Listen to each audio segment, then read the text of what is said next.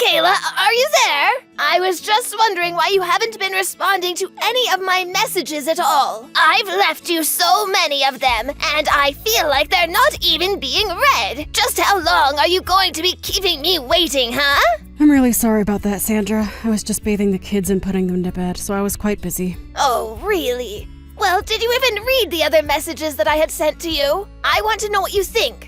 What's your answer? You mean about bringing fireworks to the next family get-together? You said that it was going to be in celebration, right? But celebration of what exactly? The fireworks are for the birthday celebrations, of course. We have a lot of birthdays in our family right around the meetup, and it also overlaps with the kids' summer break. So I thought this would be a great way to include some birthdays in there as well. Oh, I see. I'm not sure I was aware that there were so many birthdays around that date. Besides, like I said, it's for summer break. And what could be more summery than fireworks, right? I know that we can't get anything too crazy because we don't want to bother the neighbors. But I think that we had fireworks, got the grill going, let the kids play while the adults had something to drink. Oh, it would just be so fun. So you kind of want to do a 4th of July type deal before the 4th, right? I feel like we'd need to do a lot to do all of that in time. Do you have all the supplies to make an event like that? Oh, no, of course not. I was just thinking that you would go out and buy everything that we need. That's the whole reason why I messaged you in the first place. But I think you should be able to find everything at the outlet center downtown. Sorry, you want me to go out and buy everything and make the preparations for this? Yes, that's what I just said. You do that, and then we can all have a great family barbecue together. Oh, and make sure to buy things for s'mores so that we can make some of those too. Right. Well, I'm sorry, but I'm not sure that I'll be able to make it to the store to get all of that in time for the family reunion. I just have a really busy schedule up until then, and I don't see how I would be able to make it. Oh, but it has to be you. I'm going to be really busy as well, and I won't have any time at all until the evening a couple days from now. Well, I'm telling you that I'm also really busy, and asking me to do this when it'll be the middle of the week is a lot. I know, but you can just go out and do the shopping once you put the kids down for bed. I mean, I think those stores stay open quite late, so you could just find time to do it at night, right? You should be able to get everything that you need in just one trip, I would think. I get that, but I get the feeling that not only am I going to be the only person buying everything, but I'll be the one cleaning up everything too. So I'm sorry, but I really don't feel like doing that if that's going to be the case. I'm just too busy with other things. Are you kidding me? Just what is it that you're so busy with, huh? I mean, it's not like you have a job. Surely you can do this to make sure that your family has a good time, right? Sandra, I am really sorry, but I only gave birth to the twins 6 months ago, okay? I am still physically recovering and am always feeling worn down after spending a whole day taking care of both of them. So I'm sure that you can understand, from one mom to the next, that I just won't be able to do this. Oh, don't you try to pull the mother card with me. I don't get why you're making such a big deal over this. Surely you can't be that tired. You just have to rally your energy for one night and do a little bit of shopping. And then think of how much fun everyone will be able to have because of what you did. I get that, but I think that people are going to have enough fun just being together. And besides, that still doesn't solve the issue of the twins. I really don't get why you keep bringing up the twins. So you had one extra kid. It can't make things that much more difficult. But if you really can't handle what I'm asking you, then that sounds like more of a you problem. Oh, wait a second, I've got it. What if you leave the twins with your parents for the day of the barbecue? Then you can take the time to prepare everything for us. Sandra, please. There is no way that would work at all. I mean, it's a 3-hour drive there and back from their house. Well, that's not so bad. It sounds like you still have plenty of time to get things ready. I'm sorry, but I'm not going to be driving 3 hours with 2 newborn infants just to drive 3 hours back and prepare for a party. Well, why can't you just get Jack to give you a hand? He is your husband, after all. I know, but Jack is always talking about how busy he is and never really does much in terms of helping me with the kids. So I've been doing everything by myself, and I know what I do and don't have time for. Surely you can understand where I'm coming from, right? Okay, then I guess you're really leaving me with no choice. You go and buy all the stuff when you can, and on the day of the party, you can hold one of the kids while you set up, and I'll watch the other one. You shouldn't be afraid to ask family for help with these sorts of things. Oh gee, that really is so sweet of you to offer, but I just couldn't put you out like that. Oh, it's really nothing at all, dear. You don't have to worry about that one bit. I am more than happy to help you. Just make sure that you get everything that we need to make this part happen, okay? Do you really want to do this barbecue that badly, Sandra? I mean, it's kind of last minute anyways, and the setup is going to be really difficult. Not to mention the fact that it looks like it's going to be pretty rainy for the rest of the week, too. Oh no, is it? I guess I forgot to check the weather. Oh well, all that means is that you can forget about the fireworks. Why don't we just move this to another day? Or save these plans for the 4th of July? I mean, I certainly don't want to have to do all this shopping in the rain. It would just be such a shame to throw away these plans after I've come up with them. I know how much you like to plan, Sandra. I'm really not trying to tear you down or anything, but I just really don't think that I can help you.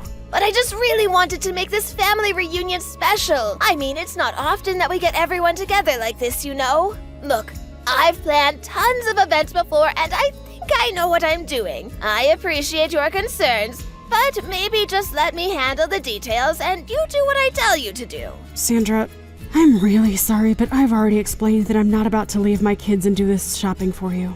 I've already been really stressed out lately, and this isn't helping me at all. Please understand that I've already given you my answer, and let's leave it at that. Michaela, I hope that you haven't forgotten about the banquet that we're going to be having today. Banquet? What do you mean? What happened to your barbecue idea? Well, don't you remember? We had to cancel that because of the bad weather. So we're going to move everything inside and host a huge dinner for everyone. We? Just who do you mean when you say that? I mean, I know that maybe I was just being a bit too hopeful with the fireworks. I should have suggested that we do this in the first place. Sandra, wait. Slow down here. I already told you that I wouldn't really be able to help with any kind of event with my kids. You do remember that, right? Well, of course I remember. But that was when we were just talking about the barbecue. Now that everything is indoors, this is going to be a lot easier. See? Don't say that I never think about what will work best for you too. That's really the point that I was trying to make when I said that. But you agree with me that something indoors is easier to plan than outdoors, right? Plus, by having a big dinner in the house, you can still keep an eye on the little ones while you help me prepare. So then, I'm going to help you, right? Because I really don't want to be left having to do all of the work. Well, you know how bad my knees are, don't you? So I will be sitting down for most of the night, but I'll be happy to tell you what to do to make sure that everything goes perfectly. So you're not going to do anything to actually physically help me with the party? Well, I just said that I was going to be giving you instructions for what to do. Isn't that enough? All that means to me is that I'm going to be the one doing all of the work, Sandra. But you're so much younger and full of life than I am. If I was your age, I would be more than happy to help my elderly mother-in-law with throwing a party. And with my expert instructions, I promise that everything is going to be very easy for you. Sandra, it isn't that I don't want to help you, but I have the twins to take care of, and they are a full-time job. I just won't be able to help you. I really would appreciate it if you could just reschedule this family reunion for another time, or maybe do it at someone else's house. Ugh, I knew I should have expected something like this from you. Here I thought you might like to step up and be part of the family, but it's always excuses with you. I'm not making excuses. I'm letting you know my limitations of what I'm willing to help you with. But if you're not going to be actually doing anything and making me do all the heavy lifting, then I don't want to do this. But I've already invited everyone over for this. So then you've already set a date for this and everything. That isn't fair. You can't assume that I'm going to be free or that I'll be able to help you in the way you need for this. Oh, please, you're just a housewife. Don't act like you don't have plenty of free time.